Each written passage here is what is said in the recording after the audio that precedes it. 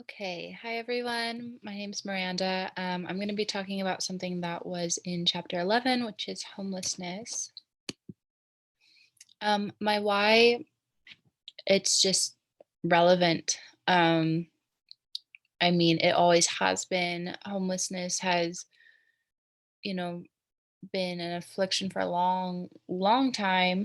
And I think especially now there's some highlight to it with the pandemic of rent prices have gone up and um, just things like that. There's a lot of people that are now finding themselves without a home to stay in.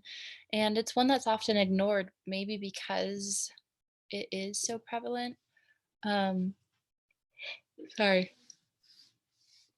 Um, it just has become one of those things that people seem to be less concerned with because it has been an ongoing challenge for many people.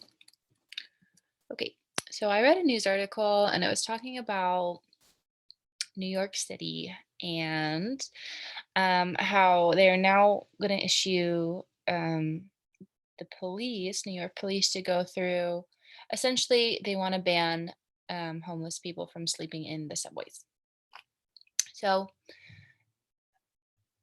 it was an interesting article. There were um, highlights and some not well things that I didn't think were so great.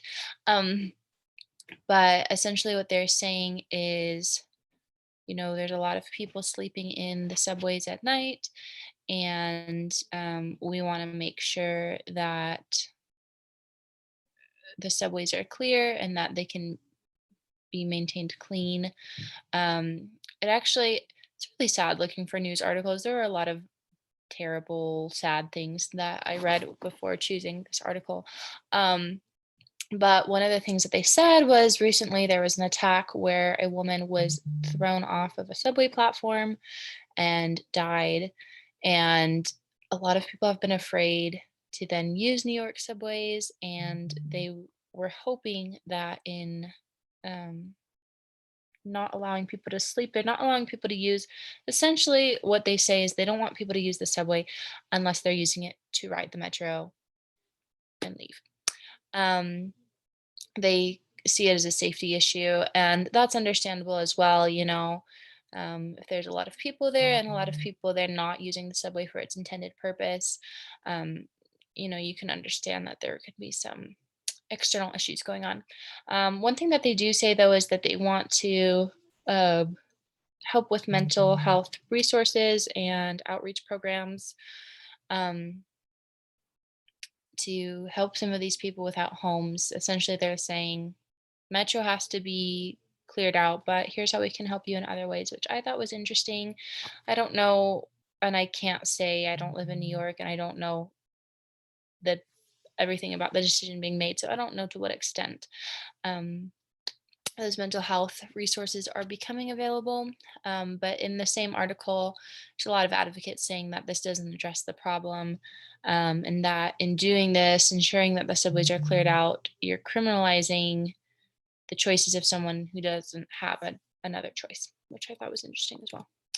Social work perspective, it talked a lot about exclusions, how a lot of people in the homeless community are excluded from the help that they need, um, given financial situations, or oftentimes you'll need to write down a home address in order to enroll in some type of program.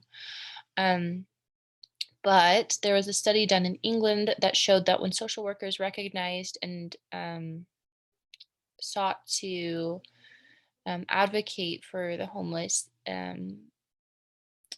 that there was then an effort to have lower risk. There's a lot of risks associated with homelessness, whether that be weather or you're out in the open privy to attacks and things like that.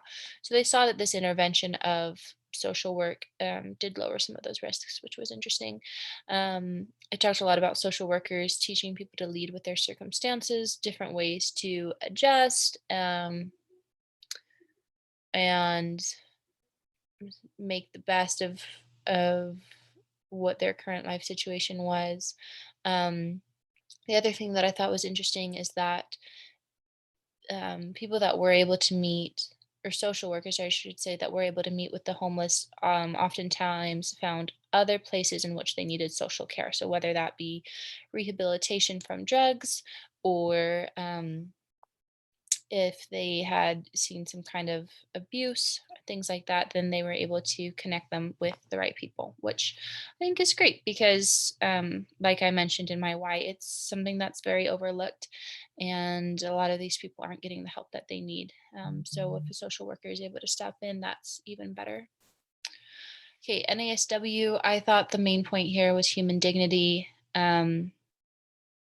Where it talks about, you have to treat people with respect. I personally believe we can't reduce people to their situation. um, that's really unfair, and if we look at someone through the lens of, especially things that are going on outside of their control, we're really not going to be in the right place to help them. If we already have those prejudice, which we've talked about in this class, and different walls built up, and a lot of that is the lens that society projects. But um, if we want to best be able to help people, we have to treat them with dignity and respect. So my comparison, so I think both the social work and the news article were talking about tackling more than homelessness, right? They both addressed mental health issues and things like that. And it's not saying that everyone without a home has a mental health issue, but there's a lot of cases where it goes beyond the fact that people are homeless. Another similarity is that in each cases there's limited resources, right? Unfortunately, there's a lot of things to work around. So in case with the sociological perspective, a lot of people aren't able to get the help they need because they're unaware of which programs are out there, or they feel like they won't be welcome, or just different things like that, right? It's hard to feel like you're integrated with the community. And then in terms of New York City, they were kind of saying, well, the subway is designed for public transportation. We don't really have resources. They weren't offering any kind of solution other than what they said was with their mental health outreach. The differences that I saw was that social work definitely sees it more of an intercession, right? So they definitely are trying to find ways that um, they saw that when people interjected and when people were willing to help, things went better. Um, Different to New York City, where they haven't really offered up a solution as to, well, where are these people going to sleep at night, right? So I thought that that was like a key difference. And it ties into my final difference, which I think is overarching like everything I've said today, which is that in the news article, New York City saw homelessness as an issue instead of seeing people that needed help. And I think that's a huge thing when addressing so many of the different topics that we talk about in this intro to social work class. Is, are you going to focus on the issue, or are you going to focus on the person? There's that quote of, never let a problem to be solved get in the way of a person to be loved. Um, and so that's basically sums up the difference that I saw between the two. My question is, so there's a very large homeless population, even here in Provo and surrounding cities, everywhere really. We often think that it's, big cities, New York, or I don't know, wherever. But it's all very local too. So my question is, what kind of social support do you think Provo should offer to the local community of those without homes? And then there are my sources. Thank you.